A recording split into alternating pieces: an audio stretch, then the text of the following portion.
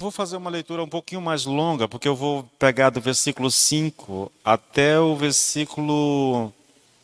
10, tá bom? O nosso texto diz assim: Pois se fomos plantados juntamente com ele na semelhança da sua morte, também o seremos na semelhança da sua ressurreição. Sabendo isto, que o nosso velho homem foi com ele crucificado, para que o corpo do pecado seja desfeito, a fim de que não sirvamos mais ao pecado. Porque aquele que está morto está justificado do pecado.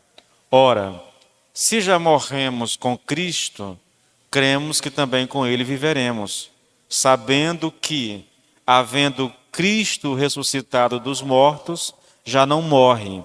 A morte não mais terá domínio sobre ele, pois quanto a ter morrido, de uma vez morreu para o pecado, mas quanto a viver, vive para Deus. Pai, nós te louvamos, nós te bendizemos, nós damos graças ao Senhor por estarmos aqui, Senhor. Nós damos graça porque é um privilégio poder aprender a Tua palavra, aprender com a palavra, sermos ensinados por ela, Senhor, termos o nosso espírito alimentado por ela. A Tua palavra é a verdade e é a verdade que nos liberta, que nos transforma. É por isso que o Senhor Jesus diz: e conhecereis a verdade, e a verdade vos libertará. É por isso também que está escrito, Senhor, meu Deus, que o meu povo perece porque lhe falta o conhecimento. Então, é um privilégio para nós estarmos aqui, Senhor, todas as semanas, estudando a Tua palavra, meditando nela, aprendendo. Eu oro por cada pessoa que está aqui, eu oro por aquelas que estão nos acompanhando agora ou que irão ver essa mensagem um outro dia, pedindo que o Espírito ilumine o nosso entendimento para que de fato, Pai, sejamos alimentados pela Tua palavra. Esse é o desejo do nosso coração, Senhor, que sejamos alimentados pela Tua palavra no nome do Senhor Jesus Cristo e que com isso cresçamos, Pai, diante do Senhor, cresçamos em fé, que com isso possamos amadurecer na nossa caminhada com o Senhor, levando-nos para mais perto de Ti, Senhor, levando-nos para uma vida de santidade, Senhor, de adoração, submissão ao Teu querer, em o nome de Jesus. Pai, que esse tempo seja um tempo precioso diante de Ti, em o nome de Jesus. Amém e amém. Veja, esses versículos que nós lemos aqui, o versículo 7, 8, 9 e 10, eles explicam o que Paulo disse no final do versículo 5. Na primeira parte do versículo 5 ele diz: se fomos unidos com ele ou plantados na semelhança da sua morte, certamente o seremos também na semelhança da sua ressurreição. Ele vai explicar. Esse versículo 8 que começa a explicação, ele tem duas sentenças, na verdade. É uma espécie de declaração geral que Paulo faz, entendeu?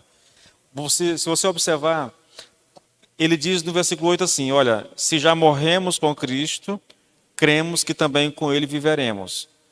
Ele está basicamente repetindo o que ele disse no versículo 5, na parte final, quando ele diz que nós seremos plantados na semelhança da sua ressurreição. Versículo 5 e versículo 8 são muito semelhantes. Ele faz uma declaração no versículo 8. Aí ele vai explicar essa declaração que ele faz no versículo 8 nos versículos 9 e 10, tá bom? É mais ou menos essa a estrutura, só para você ter uma noção, é mais ou menos essa a estrutura do texto. O que ele está dizendo é o seguinte, no versículo 8: se nós somos unidos ao Senhor Jesus na semelhança da sua morte, com toda certeza, nós seremos unidos a Ele também na semelhança da sua ressurreição. Quando Paulo diz, querido, cremos que também com Ele viveremos, alguns estudiosos afirmam que o que ele está dizendo aqui, o que ele está falando aqui, é só uma espécie de crença na ressurreição pela fé. É algo que está no futuro, que ainda vai acontecer, entendeu? Então eles não entendem que o que Paulo está dizendo aqui tem a ver com a nossa vida aqui e agora. Não é com prática de vida agora, entendeu? Mas a declaração de Paulo, no que quando ele diz que nós viveremos com Cristo, né? Ou que nós ressuscitamos com Cristo, porque é a mesma coisa, né? Nós morremos com Cristo, né? Mas também nós viveremos com Ele. Nós fomos sepultados, mas também nós ressuscitamos com Ele. Isso tem a ver com o nosso presente. Sim, é algo que diz respeito ao futuro, mas aqui, na abordagem de Paulo, ele tem em mente o presente, tá bom? Tanto é que a expressão cremos, ela significa estamos bem cientes disso, ou estamos seguros. É o que Paulo está dizendo. Olha, nós estamos seguros, porque nós morremos com ele, nós estamos seguros que também viveremos com ele, entendeu? Então, ele não tem em mente um futuro distante, ou a volta de Cristo, a nossa glorificação. Ele tem em mente o nosso tempo presente. Ainda que é verdade isso no que diz respeito ao futuro, mas não é isso que ele tem em mente aqui agora, tá bom? A ideia é, se morremos com Cristo, segue-se necessariamente que nós ressuscitaremos com Ele. Se de fato estamos ligados a Cristo, e tudo o que acontece com Cristo necessariamente acontece conosco, então, pela lógica, se morremos com Ele, também havemos de ressuscitar com Ele. Repito, embora a ideia do texto pareça que Paulo esteja pensando em algo para o futuro, ele está pensando no aqui e agora, tá bom, querido? O que ele diz é, por causa dessa doutrina da nossa união com Cristo, não resta nenhuma dúvida de que se morremos com Cristo, necessariamente havemos de ressuscitar com Ele. Eu já expliquei essa questão aqui. Não é pensando no futuro que ele está falando. É porque se eu morro, eu vou ressuscitar, entendeu? É apenas uma questão de perspectiva, na verdade. O fato é que nós já ressuscitamos com Cristo. É uma verdade que diz a nosso respeito. Sim, vai haver uma ressurreição física lá para o futuro, na volta de Cristo, na nossa glorificação. Isso nós não negamos, esse é o ensino bíblico e essa é a nossa esperança. Mas o que Paulo diz é que já é verdade isso a nosso respeito agora. Então, para que você não perca isso de mente, querido, não se esqueça, Paulo está falando da nossa ressurreição juntamente com o Senhor. Então eu vou te mostrar isso agora em alguns textos que Paulo não tem em mente apenas o futuro, mas o aqui e agora. Quando você vai para o texto de Efésios, no capítulo 2, versículo do 4 até o 6, você vai ver Paulo falando algo semelhante. Olha só, mas Deus, versículo 4, sendo rico em misericórdia, por causa do grande amor com que nos amou, e estando nós mortos em nossas transgressões, nos deu vida juntamente com Cristo, pela graça sois salvos. E juntamente com Ele nos ressuscitou. E com Ele nos fez assentar nas regiões celestiais em Cristo Jesus. Você percebe? É um texto paralelo, semelhante, mas que aqui Paulo traz o verbo no tempo certo, entendeu? Juntamente com ele nos ressuscitou. É um fato, é uma verdade a nosso respeito. Não é só apenas algo que vai acontecer no futuro, quando a nossa glorificação final. Isso vai acontecer também, mas é um fato que nós já ressuscitamos com Cristo. Assim como é um fato que nós também já estamos assentados nas regiões celestiais em Cristo Jesus. É bom que você tenha em mente, querido, que a intenção de Paulo aqui, com toda essa sessão que nós estamos estudando, é nos dar garantia de salvação, certeza de salvação. Isso ele tem em mente. Então ele quer que você saiba, por meio dessa doutrina que nós chamamos da nossa união mística com o Senhor Jesus, o ensino dessa doutrina é: tudo o que aconteceu a Jesus Cristo, aconteceu comigo também. Então, se ele morreu, eu morri com ele. Se ele foi sepultado, eu fui sepultado com ele. Se ele ressuscitou, eu ressuscitei. É lógico que Paulo aqui não está falando de uma ressurreição literal minha e sua. Com Cristo foi literal, ele morreu e ele ressuscitou. Mas no nosso caso, nós ressuscitamos na semelhança da ressurreição do Senhor Jesus. Eu já expliquei isso aqui, né, entendeu? Quando ele diz na semelhança da ressurreição do Senhor Jesus, ele está dizendo que comigo ainda não aconteceu literalmente.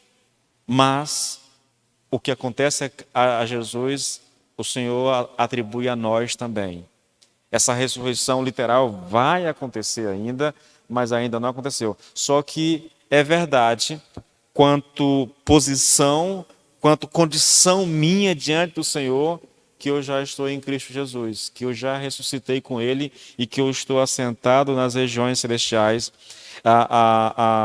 com o Senhor Jesus. Veja, não é algo que vai acontecer. Paulo diz, nós já ressuscitamos. Ele está falando de algo que já aconteceu, né? E eu quero que isso fique claro, querido, porque entre os comentaristas, esse é o principal problema de interpretar Romanos 6. Eles olham para o texto e eles querem sentir isso aqui. Eles dizem assim, pastor, mas como é que eu já morri para o pecado se eu sinto o pecado, se eu sinto o poder da tentação? Entende? O que Paulo vai nos dizer com relação a isso, irmão, porque ainda não é uma verdade literal a respeito da nossa ressurreição, nós ressuscitamos apenas na semelhança da ressurreição do Senhor Jesus Cristo. O que ele vai dizer é o seguinte, olha, considerem-se como mortos, entende? O que ele quer que você saiba é o seguinte, a tua posição diante de Deus é certa. Tão certa como 2 mais 2 são 4. Tão certo como depois de toda a noite vem amanhã. É uma verdade imutável, entendeu? E que você pode experimentar, provar da glória dessa verdade, se você passar a viver como Paulo vai nos indicar no versículo 11, 12, 13. Ele vai orientar como que eu posso viver na prática essa verdade que ele está nos ensinando. Então, olha, querido, o objetivo aqui de Paulo, querido, é mostrar a verdade a nosso respeito, da nossa condição diante de Deus aqui e agora. Por isso que eu citei os versículos 4, 5 e 6 de Efésios 2.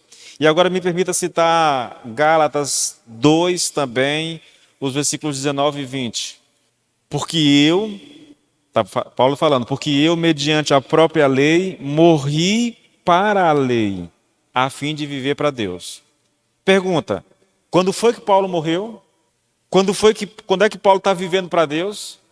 É depois da ressurreição? Ele está falando, aqui e agora, eu morri a fim de viver para Deus. Bom, se ele morreu para viver para Deus, é lógico que ele morreu e ressuscitou, entendeu? Olha ainda o versículo 19, a parte final. Estou crucificado com Cristo. Logo, já não sou eu quem vive, mas Cristo vive em mim. E esse viver que agora tenho na carne, vivo. Não é vou viver, mas é vivo agora pela fé no Filho de Deus que me amou e a si mesmo se entregou por mim. Aqui, querido, ele não está se referindo a algo que será verdade a meu respeito depois da ressurreição. É o que diz respeito a mim agora. Eu morri, é verdade, mas eu morri para viver para Deus.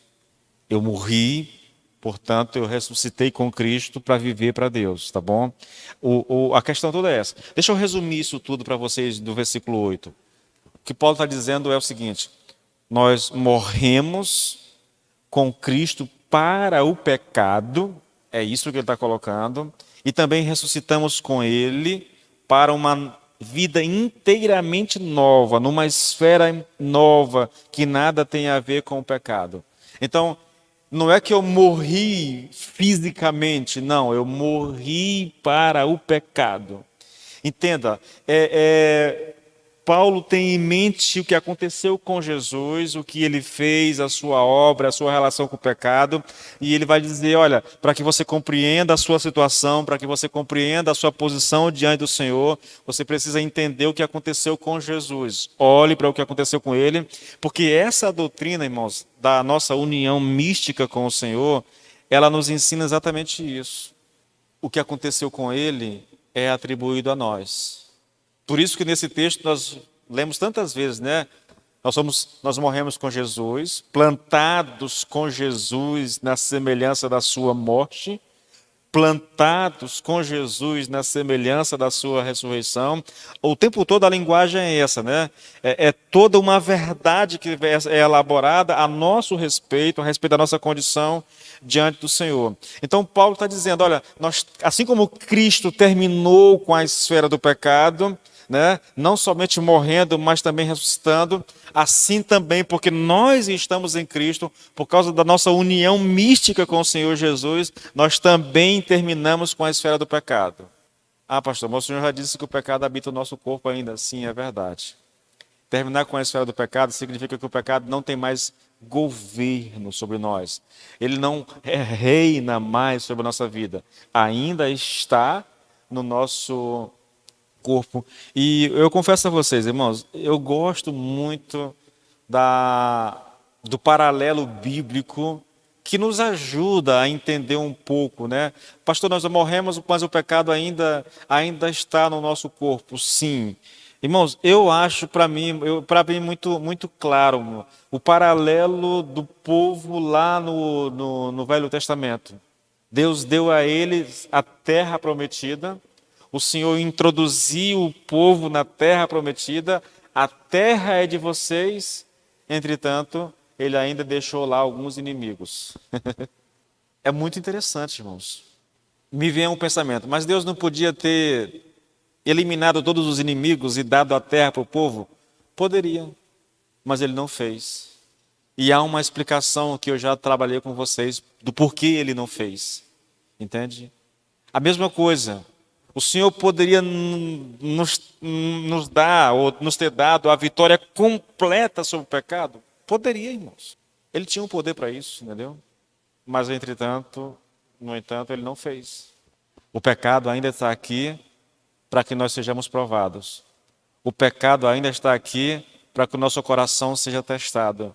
O pecado ainda está aqui para que haja crescimento. O pecado ainda está aqui para que a gente escolha servir a Deus e não ao pecado. Então há um monte de motivos pelos quais a gente pode imaginar porque Deus permitiu que fosse assim, entendeu? Bom, se você quer compreender bem esse ensino, querido, você não pode perder de mente o tempo todo que Paulo tem aqui na sua mente. E o que ele está trabalhando aqui é a verdade a respeito do Senhor Jesus e do que aconteceu com ele quanto à sua relação com o pecado. Por enquanto, nada aqui tem a ver com os nossos sentimentos e as nossas experiências. Paulo não tem isso em mente agora, irmãos, tá bom? O que ele quer mostrar, o que ele quer que nós entendamos é o seguinte, tá? É a condição, aquilo que aconteceu com Jesus, a relação dele com o pecado, como que isso terminou. Porque se você compreender isso, observe aqui uma coisa, olha, a questão que ocupa a atenção do apóstolo é a nossa condição diante de Deus. Portanto, é fundamental entendermos o que aconteceu com o Senhor Jesus. E por que isso é importante? Porque o ensino de toda essa sessão diz respeito à nossa união com Cristo. E de acordo com essa doutrina, o que é verdade a respeito do Senhor Jesus é verdade a meu respeito também. Então, simplificando isso aqui, precisamos compreender bem o que aconteceu com o Senhor Jesus em relação ao pecado e como ele pôs fim ao pecado. E depois que a gente faz isso, querido, nós fazemos a seguinte aplicação. O que diz respeito ao Senhor Jesus, diz respeito a mim. Portanto, se eu compreendo o que aconteceu com ele, eu tenho como compreender o que Deus quer de mim, na verdade. Entende? Jesus morreu. O pecado não tem mais domínio sobre ele? Não tem. Ele já ressuscitou? Já. Isso tudo é verdade a respeito de Jesus? É.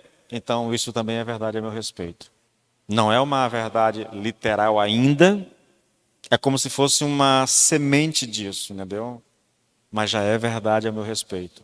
A minha condição diante de Deus não vai ser mais alterada pelas coisas que me acontecem aqui nesse mundo.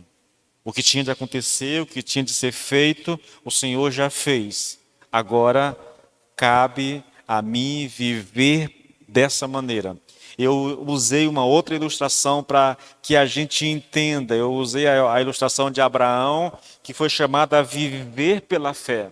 Ele era um idoso, a esposa já idosa, estéril. O Senhor fez a ele uma promessa: olha, tu vais ser pai de multidão. E quando Deus disse isso para Abraão, Abraão se apropriou, disse: eu creio. Ele teve dúvidas ainda, ele teve lutas pessoais, ele não entendeu a promessa como um todo, mas ele acreditou, ele se apropriou daquilo que Deus disse. E porque ele se apropriou daquilo, aquilo que era uma verdade apenas na mente de Deus, se transformou numa verdade prática, porque Abraão creu. A mesma coisa, querido, nós somos desafiados a crer, entendeu? Aquilo que é verdade a nosso respeito, por causa do que o Senhor Jesus fez por nós, né? Nós podemos experimentar o poder dessa verdade se nós de fato crermos nela e agirmos por fé de acordo com aquilo que é dito a nosso respeito. O que Deus diz a nosso respeito? Que nós já morremos para o pecado. Que o pecado não tem mais domínio, o pecado não tem mais poder sobre a minha vida. Eu posso pecar ainda? Posso, porque o pecado ainda habita os membros do meu corpo, mas a minha alma e o meu espírito, eles estão completamente protegidos, não há mais como... tipo assim, aquilo que Deus fez por mim é irreversível, não há mais como ser alterado. A minha condição, tipo assim, eu morri para o pecado, eu não posso mais... voltar a viver para o pecado, né? Eu pensei aqui numa palavra aqui, mas não encaixa aqui. Essa condição é inalterada, entende? Então isso deve produzir segurança no nosso coração e deveria, querido, nos levar a viver um estilo de vida muito mais elevado do que o que nós vivemos hoje. Quando a gente olha para o texto, irmãos, aquilo que Paulo vem dizendo aqui a respeito de Jesus, nós não devemos pensar nas nossas experiências, nos nossos sentimentos ou em qualquer coisa relacionada a nós. Se queremos de fato entender o ensino de Paulo, nós devemos ter em mente que ele está falando a respeito de Jesus. Olha o texto mais ou menos, novamente. Se já morremos com Cristo, cremos que também com ele viveremos. Agora ele vai explicar isso. Como é que ele explica? Ele diz: sabedores de que, havendo Cristo, veja, ele aponta para Jesus. Ele sai do âmbito da nossa experiência, dos nossos sentimentos, da nossa subjetividade, e ele olha para Cristo. Sabedores de quê? Ou sabendo que, havendo Jesus, havendo Cristo ressuscitados dentre os mortos, já não morrem. Ele morreu sim, mas ele foi ressuscitado, portanto ele não morre mais. A morte não tem nenhum domínio sobre ele. Pois quanto a ter morrido, de uma vez para sempre, morreu para o pecado. Mas quanto a viver, vive para Deus. Então pense no seguinte, essa é uma verdade a respeito do Senhor Jesus. Consequentemente, porque eu estou em Cristo, porque eu estou ligado a Ele, essa é uma verdade a meu respeito também. Entende? O que Paulo está dizendo aqui, irmãos? Observe uma coisa. Paulo aqui ele está falando da ressurreição de Cristo, nesse texto. Havendo Cristo ressuscitado dentre os mortos, não morre. Está falando da ressurreição, entendeu? Ele morreu de uma vez por todas para o pecado, mas quanto a viver, ele vive para Deus. O próprio fato aqui de que Deus ressuscitou Jesus de entre os mortos é a prova de que Deus ficou satisfeito com a obra que Jesus fez naquela cruz. Nesse sentido aqui, querido, ressurreição, ela é um anúncio e a proclamação ao universo todo de que Cristo completou a obra que Deus, o Pai, o enviou ao mundo para realizar. Eu queria te mostrar uma coisa, irmãos, aqui com relação a isso, eu acho interessante. Cristo é chamado de nosso sumo sacerdote. O Senhor enviou ele ao mundo para realizar uma obra. E ele veio oferecer um sacrifício propiciatório a Deus. Ele ofereceu o sacrifício, portanto ele morreu. É assim que ensina o Velho Testamento. O sacrifício é morto, entendeu? O fato de ele ressuscitar significa que Deus aceitou o sacrifício que ele ofereceu. E é exatamente essa condição, querido, essa situação de que Deus aceita o sacrifício, Deixa eu te levar um pouquinho para o Velho Testamento. Havia um dia específico na nação de Israel. Era o dia do sacrifício, o dia do Yom Kippur, o dia da expiação, onde o sumo sacerdote matava um animal e ele levava o sangue desse animal para o Santo dos Santos, para ser oferecido diante da arca da aliança, entendeu? Só imagine, não há nenhuma descrição desse tipo no Velho Testamento, né? Mas imagine, tanto é que quando o sumo sacerdote vai entrar, ele tem que amarrar uma corda no tornozelo e a ponta da corda fica lá fora, entendeu? Então, ele entra para oferecer o sacrifício. Se por alguma razão Deus não aceitar o sacrifício que ele está sendo oferecido ali, o sumo sacerdote morre na presença do Senhor. Por isso a corda no pé, no tornozelo. Porque ele vai ter que ser puxado pela corda, porque ninguém pode entrar lá, ninguém tem autorização para entrar. Entende? Então aqui eu acho algo semelhante. O Senhor Jesus é o nosso sumo sacerdote. Ele veio a essa terra para resolver um problema nosso. Vou falar disso mais tarde. Então ele se oferece como sacrifício a Deus. A morte de Cristo na cruz, ela é apenas um sacrifício que o autor de Hebreus diz que acontece no céu, entendeu? Que o Senhor Jesus entra não com sangue de animais, mas com o seu próprio sangue. Ele oferece o sacrifício, ele é morto, o cordeiro é morto. Só que esse cordeiro morto, ele ressuscitou. E a ressurreição é esse testemunho de que o sacrifício foi aceito. Bom, se o sacrifício foi aceito, então eu sou perdoado. Assim como lá no Velho Testamento, quando o sumo sacerdote oferecia o sacrifício em prol da nação, aquela nação tinha mais um ano de vida garantido em relação aos seus pecados, porque o sacrifício foi feito por ele. Entendeu? Só que o sacrifício de Cristo não se repete. É um único sacrifício, de uma vez por todas. Então, se Deus aceitou o sacrifício, então nós estamos tranquilos, porque nós estamos em Cristo, porque nossos pecados foram perdoados. Só andando um pouquinho. Olha só. Ao dizer que, havendo Cristo ressuscitado dentre os mortos, já não morre, o apóstolo está praticamente repetindo aqui Romanos 4, 25. Lá em Romanos 4, 25 está escrito assim: ele foi entregue à morte por nossos pecados e ressuscitado para a nossa justificação. Novamente, querido, a ressurreição prova que ele concluiu a obra que lhe foi designada. Agora, me permita chamar a sua atenção para algo que eu acho curioso aqui nesse texto de Paulo.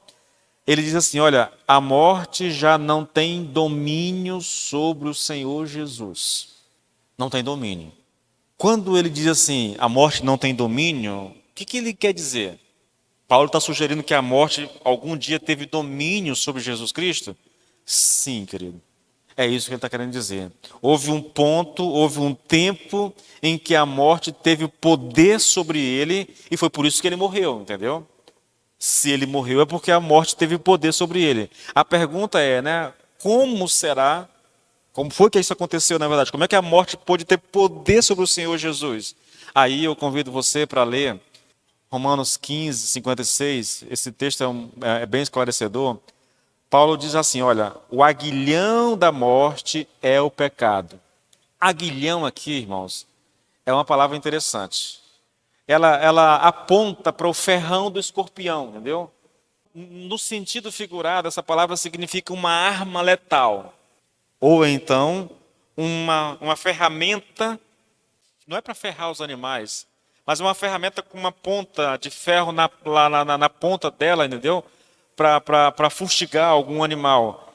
Ela tem esses dois sentidos. Então, o que Paulo está dizendo aqui é que o pecado, o aguilhão da morte, é o pecado. A arma letal da morte é o pecado. E aí ele diz o seguinte, e a força do pecado é a lei. Então, vou ler o texto sem explicar nada. O aguilhão da morte é o pecado e a força do pecado é a lei. O aguilhão é essa arma letal E a palavra aqui para força no original grego é dunamis. Sabe o que significa?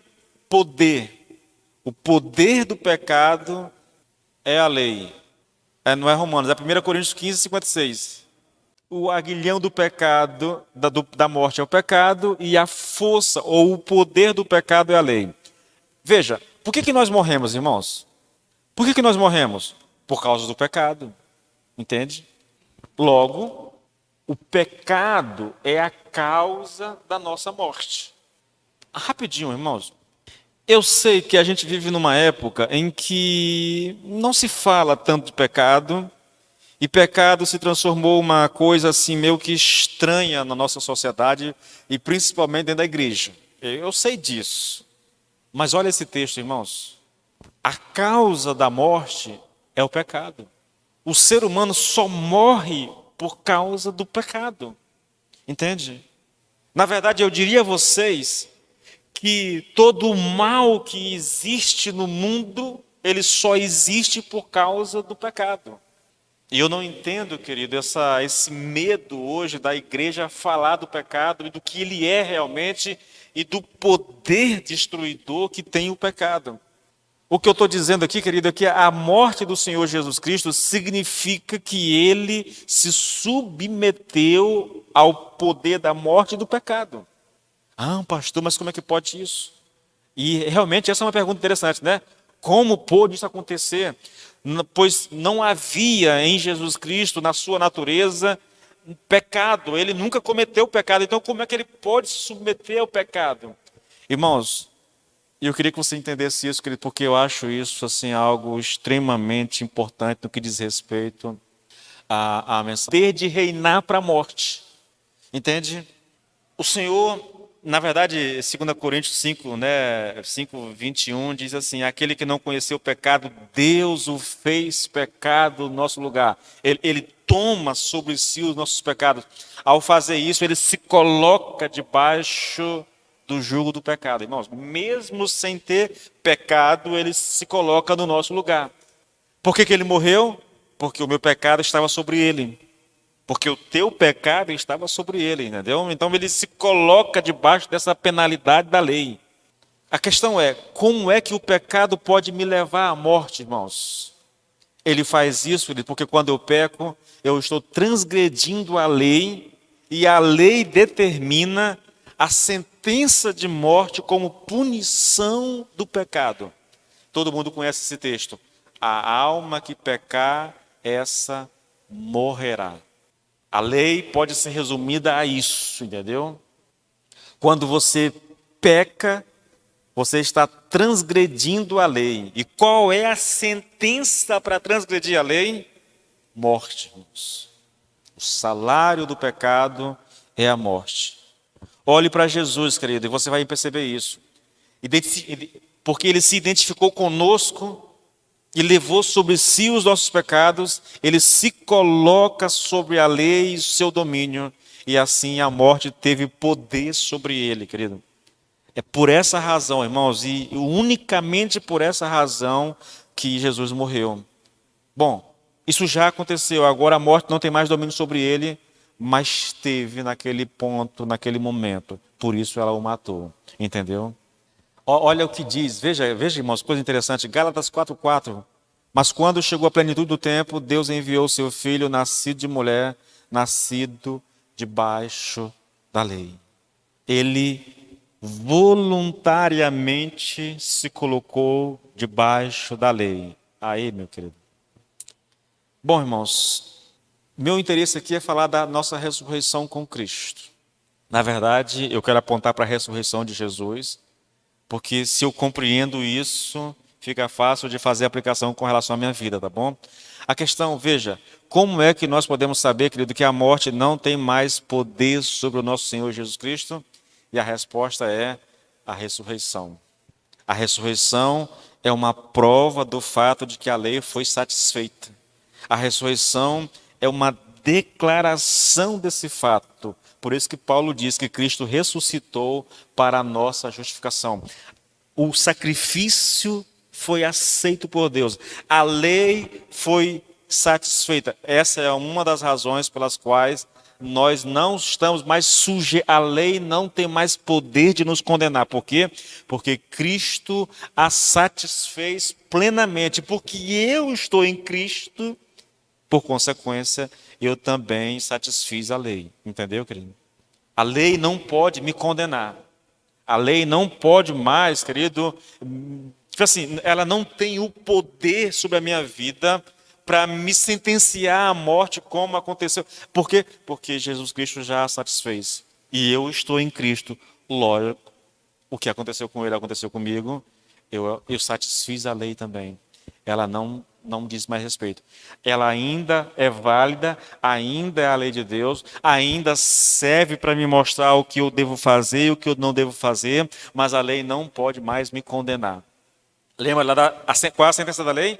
A alma que pecar, essa morrerá. Bom, isso não tem mais valor para a minha vida. A lei não pode mais me matar nesse sentido, querido. Tá bom? Eu ainda vou morrer, essa é uma conversa para um outro momento, mas nesse sentido a lei não pode mais me matar. Bom, andando um pouquinho mais. Deixa eu ver aqui o que eu faço aqui. Deixa eu olhar a hora, falta 20 minutos. A ressurreição significa que a lei não somente foi satisfeita, mas que Cristo não está mais sob a lei. E a prova disso é que ele não só ele ressuscitou, mas ele foi levado à glória, ele retornou para o seu lugar de origem, entendeu?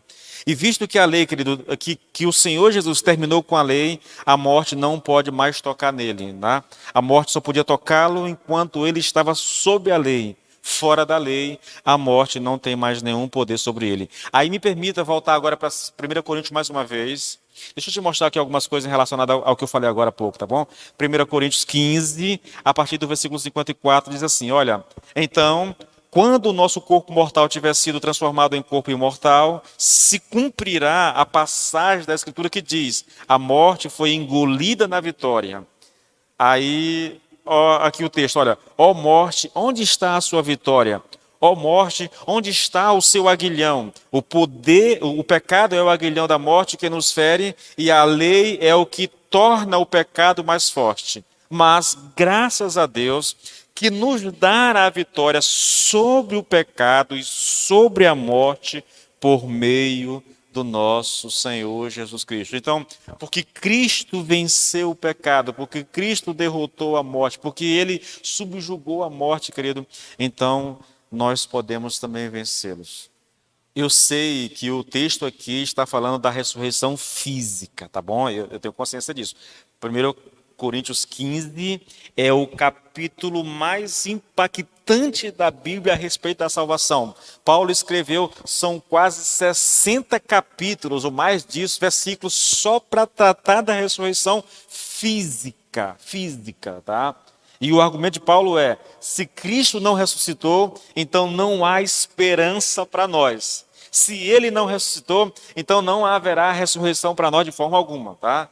E é lógico que aqui a mensagem é a ressurreição física. Paulo está falando, veja o que ele diz, olha, quando o nosso corpo mortal tiver sido transformado em corpo imortal, né, se cumprirá a passagem que diz. Então ele está falando sim dessa ressurreição física. Nós vamos ressuscitar assim como o Senhor Jesus Cristo ressuscitou. Nós teremos um corpo glorificado da mesma forma que o Senhor tem um corpo glorificado. Isso é o que nos aguarda, irmãos. Essa realidade, ela é uma realidade que diz respeito ao futuro, mas eu já posso desfrutar do poder dela agora, aqui, tá bom? Então, é uma verdade a respeito da ressurreição física, mas não há dúvida nenhuma de que isso também é verdadeiro no sentido espiritual, irmãos. Jesus morreu, mas ressuscitou, e o mesmo é verdadeiro a nosso respeito. Ainda não é uma verdade subjetiva, não é uma verdade experimental, mas é um fato imutável a nosso respeito. Nós temos a garantia de que nós ressuscitaremos com o Senhor Jesus. Bom, por que nós temos essa certeza da ressurreição? Porque o Senhor Jesus Cristo, querido, realizou pessoalmente essa obra. Ele venceu o último inimigo, que é a morte, e o venceu por nós. Por isso, nós não precisamos temer a morte. Nós vamos morrer? Vamos, irmãos. Mas a morte não tem o poder de nos manter na sepultura. A morte, para nós hoje, nós estudamos isso em Filipenses, a morte é apenas uma transição dessa vida para a vida eterna. Dessa vida para a eternidade. A morte, Paulo diz, é como você entrar num barco, soltar as âncoras e seguir viagem em direção à eternidade. A morte não tem mais poder sobre nós. Ela vai nos matar? Vai. Mas ela não pode nos manter morto. Nós vamos ressuscitar. Entendeu? Nós vamos ressuscitar.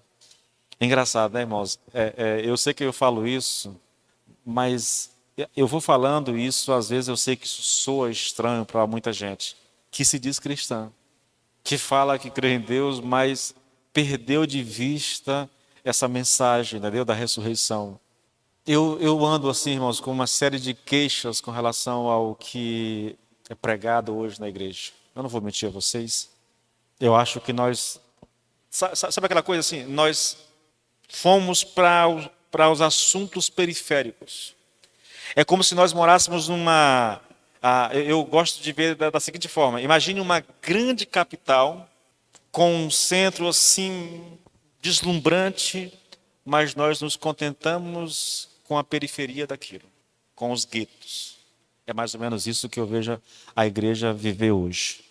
Nós temos uma mensagem que é essencial, que pode gerar paz profunda no nosso coração, que pode nos dar motivação para viver e até mesmo para morrer. Não estou dizendo que alguém vai querer morrer, mas a morte não será mais um monstro ameaçador para nós. A morte não tem mais esse poder de nos paralisar, porque eu sei que quando eu morrer eu vou estar com Jesus, entendeu? Mas nós deixamos essa mensagem de salvação, de eternidade de lado, e nós optamos por pensar apenas em como se dá bem hoje. Se você for para a internet, irmãos, como prosperar, você vai encontrar um número praticamente infinito de mensagens bíblicas te dando os passos da prosperidade. Os passos para a cura emocional, os passos para a cura de uma enfermidade, os passos para manter um casamento. A igreja se focou nisso de tal forma que ela perdeu a essência do evangelho, querido. Pastor, e qual é a essência do evangelho? Salvação, irmãos. Não há como negar isso. Olhe para uma carta como essa. 11 capítulos tratando de salvação. E quando ele termina tudo isso, então ele vai dizer como é que nós devemos viver agora que nós estamos seguros na salvação. Então ele vai dizer como é que eu devo lidar com meu irmão, como é que eu devo lidar com os problemas que acontecem no meu dia a dia. Mas isso é a parte final. É a parte final. Porque a essência vem aqui nesses capítulos. Volta os seus olhos para Romanos 6,9 mais uma vez. 6,9. Veja o que Paulo diz lá. A morte não tem domínio sobre ele. Né? Não tem mais domínio sobre ele. E nunca mais o terá. Por que isso? Porque em todos os aspectos, Jesus terminou com a morte. Como foi que ele fez isso? Morrendo e ressuscitando. Mais especificamente, ressuscitando. Foi assim que ele venceu a morte e tornou a morte inoperante em todos os sentidos dessa palavra. Olha Hebreus 2,14, veja. E visto como os filhos participam da carne e do sangue, também ele, Jesus, participou das mesmas coisas. Por que ele fez isso? Para que pela morte aniquilasse o que tinha o império da morte. Isso é o diabo. Lloyd Jones diz aqui uma coisa interessante. Ele diz assim, olha, todas essas declarações que eu fiz aqui em Hebreus, em Efésios, em Gálatas, todas essas declarações estão afirmando que o Senhor Jesus, em sua ressurreição, terminou com a morte uma vez por toda. E porque fez isso, ele acabou totalmente com a esfera, com o governo e com o domínio do pecado. Acabou, entendeu? Só não esqueça de uma coisa, irmãos. Paulo não está pensando nas nossas experiências. Ele não está pensando nos nossos sentimentos. O que ele tem em mente aqui é a obra e a pessoa do Senhor Jesus Cristo. Ele está mostrando que o Senhor Jesus esteve uma vez sob o poder da morte, sob o domínio da morte, mas a situação não é mais essa, entendeu? Isso já não existe, isso acabou de uma vez por toda, para sempre. Agora a questão é, a ressurreição dos mortos é uma proclamação de que a morte foi vencida e subjugada por Jesus e de que ele nunca mais morrerá. Isso é dito a respeito do Senhor Jesus. Pastor, o que isso tem a ver comigo? Bom, o que é dito a respeito dele é dito a meu respeito. O que aconteceu com ele é atribuído a mim também. Então isso é uma esperança para mim, irmãos. É uma verdade a meu respeito. Só lembre-se, querido, Jesus veio a esse mundo para resolver o problema do pecado. E foi exatamente isso que ele fez. E como foi que o Senhor resolveu? Ele se fez pecado no nosso lugar e depois foi para a cruz. Uma vez que ele resolveu o problema, irmãos, então ele volta para o seu lugar de origem, o seu lugar de glória. Ele veio, veja, o problema do ser humano é o pecado. O pecado, ele é essa arma letal da morte, entendeu? O pecado é o que nos leva à morte. O pecado é o que nos leva às crises que nós temos. O pecado é a causa de todo o mal no mundo, entendeu? O Senhor veio resolver esse problema, pelo menos para aqueles que são eleitos. Eu vou usar essa expressão para facilitar o entendimento, porque eu não posso dizer que ele veio resolver esse problema para todo mundo, porque isso não é verdade. Mas ele veio resolver esse problema para aqueles que são eleitos. E como é que ele resolve o problema? Ele se faz pecado no meu lugar e no seu lugar. E ele morre a minha morte. Ele morre a sua morte. Ele vai para a cruz. Ali ele põe um ponto final nesse negócio. Ele venceu o pecado ali, ele venceu a morte ali, ele derrotou o diabo, como diz aqui o texto de Hebreu, entendeu? Ele aniquilou o império da morte e o autor de Hebreu diz que o império da morte é o diabo, entendeu? É o diabo que usa o pecado para nos destruir, que usa o pecado para nos afastar de Deus, que usa o pecado para nos levar à morte, que usa o pecado, querido, para destruir o plano de Deus nesse mundo. Então, a gente precisa ter consciência dessa realidade, irmãos. O Senhor Jesus Cristo veio e pôs fim a isso tudo. Voltando para o nosso texto aqui, o texto diz, havendo Cristo ressuscitado dos mortos, já não morre. A morte já não terá domínio sobre ele, pois quanto a ter morrido, de uma vez morreu para o pecado. Ele não precisa mais morrer, ele já morreu, irmãos. Uma vez que ele morreu para o pecado, agora ele vive para Deus. Pronto, foi o que Cristo fez. Ele só veio a esse mundo, e me permita abrir rapidinho aqui num texto que eu gosto demais para exemplificar isso, que é Filipenses, irmãos. Aí nós temos esse retrato muito claramente, irmãos, do que Cristo veio fazer nesse mundo. Filipenses, a partir do versículo 5. De sorte que haja em vós o mesmo sentimento que houve também em Cristo Jesus, que sendo em forma de Deus, não teve por usurpação ser igual a Deus, mas aniquilou-se a si mesmo, tomando a forma de servo, fazendo-se semelhante aos homens, e achado na forma de homem, humilhou-se a si mesmo, sendo obediente até a morte, morte de cruz. Ele veio com um propósito, ele veio cumprir uma missão. E qual foi a missão? Ele veio para destruir o poder do pecado, da morte na nossa vida.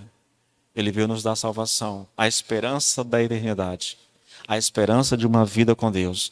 Foi o que Cristo veio fazer nesse mundo, irmãos. Ele cumpriu o que tinha de ser feito, ele fez. Ele não vai morrer outra vez.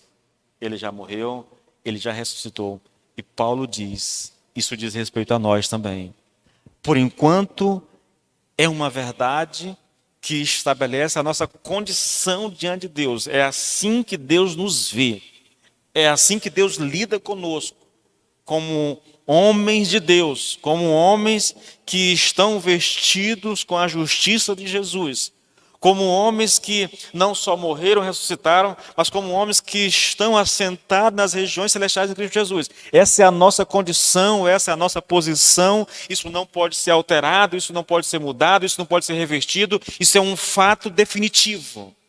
É bom demais para ser verdade, irmãos. Mas, pastor, mas por que eu estou lidando com esse poder da tentação? Por que eu me sinto tentado? Por que é tão difícil ser cristão? Porque, por alguma razão, Deus permitiu que o pecado ainda habitasse o nosso corpo.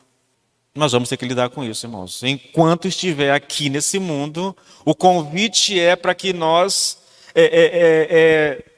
vivamos no Espírito, né? Em submissão ao Espírito, em obediência ao Espírito, em comunhão com o Espírito, porque assim, mesmo que haja tentação, mesmo que o poder do pecado seja tentador na nossa vida, nós teremos como resistir a isso. Nós temos como, irmãos, é possível viver uma vida não sem pecar. Isso eu não acredito não, tá bom?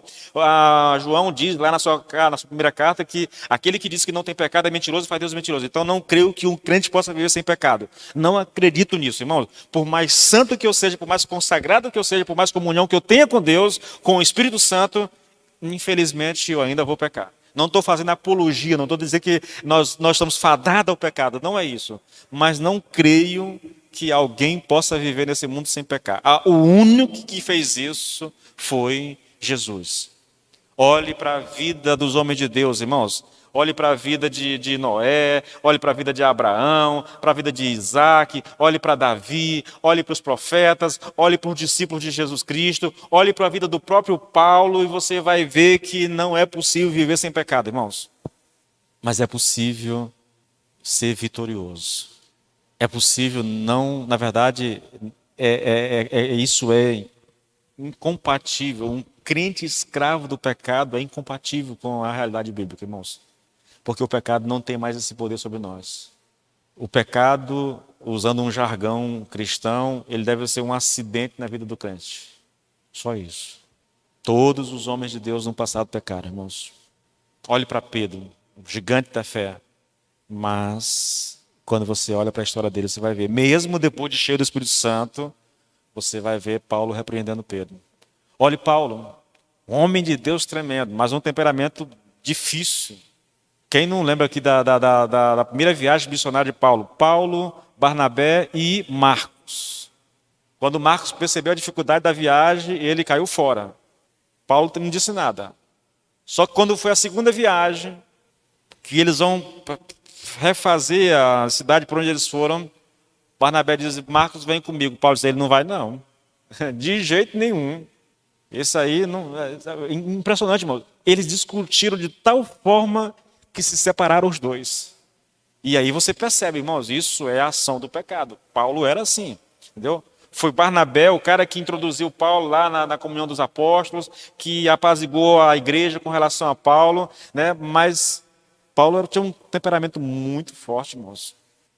Eu me identifico muito, né? Mas por que não deu uma segunda chance para o cara? Deus não deu a ele uma chance tremenda, né? Ele era inimigo da igreja, inimigo do Senhor, o Senhor não salvou, mas não aceitou de forma alguma. Porque você, no momento da pressão, nos deixou, então você não é digno de andar com a gente. Isso reflete um temperamento muito forte, né? Muito explosivo, na verdade, entendeu? Então, todos os homens de Deus, querido, todos eles, pegue a história da igreja, você vai perceber isso em todos os homens de Deus. Por mais santos que foram, por mais comunhão que tivesse com Deus, por mais temor que tivesse a Deus, infelizmente, querido, uma vez ou outra, nós vamos tropeçar. Pastor, e o que acontece quando eu peco? Você deve pedir perdão. E o que mais? Nada. Pastor, eu não perco a salvação, eu tenho que me reconciliar com Deus? Não. Tua salvação, se você está ligado a Cristo, se você está sentado nas regiões... Pensa no seguinte, irmãos. Olha a nossa posição. Estamos assentados com Cristo nas regiões celestiais. Pecou, desce daí. Vai para cá. Não pode. Aí eu me reconcilio, aí eu volto para lá de novo. Irmãos, isso é ridículo, irmãos, tá bom? Isso é ridículo. Não há base bíblica para isso. Tudo que nós estamos estudando em Romanos 5, 6 diz que isso não é possível. Todos os textos que a gente vem lendo aqui mostram que essa é uma realidade impossível, tá bom? Se você está em Cristo, saiba que um dia você verá o Senhor face a face. Você pode tropeçar aqui, pode cair acolá, mas vai chegar o momento em que você vai estar face a face com o Senhor para receber a coroa da glória. Isso é um fato, isso é uma verdade e não há como mudar isso. Amém, queridos? Vamos nos colocar de pé? Vamos chegar lá, meu filho, vamos chegar lá, tá bom? É só uma questão de tempo. Senhor, nós te louvamos, te bendizemos, te damos graça pela verdade da palavra, Senhor, meu Deus. Coisa tremenda, Pai. Jesus é o nosso referencial. Jesus é o nosso Salvador. Ele desceu do céu, se fez carne, e como um de nós, ele foi propositalmente para aquela cruz. Morreu a nossa morte, sofreu a nossa condenação, pagou o preço do nosso pecado, para que nós pudéssemos desfrutar de paz, de alegria, da esperança da eternidade, Senhor. Ele ressuscitou e a sua ressurreição nos garante a certeza de que nós também iremos ressuscitar fisicamente, Senhor. Fisicamente. Um dia nos levantaremos dentre os mortos para estar com o nosso Deus e nós o veremos face a face. Essa é a nossa esperança, é aquilo que nos move, aquilo que nos leva, Senhor, meu Deus Pai, a adorar e a bendizer o teu santo nome. Nós somos gratos a Ti, Senhor, pelo Senhor Jesus Cristo, pelo seu sacrifício, pela sua morte naquela cruz, pelo seu sacrifício propiciatório, Senhor, meu Deus. Muito obrigado, no nome do Senhor Jesus, Pai. E que o Senhor nos dê a graça de nos apropriar dessas verdades, em o nome do Senhor Jesus. Amém e amém.